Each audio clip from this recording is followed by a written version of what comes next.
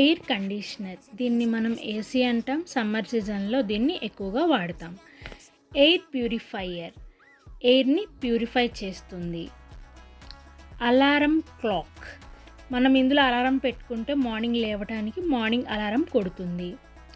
Backup charger, మన మొబైల్లో charging అయినప్పుడు దీని ద్వారా పెట్టుకోవచ్చు. పవర్ బ్యాంక్ అంటాం.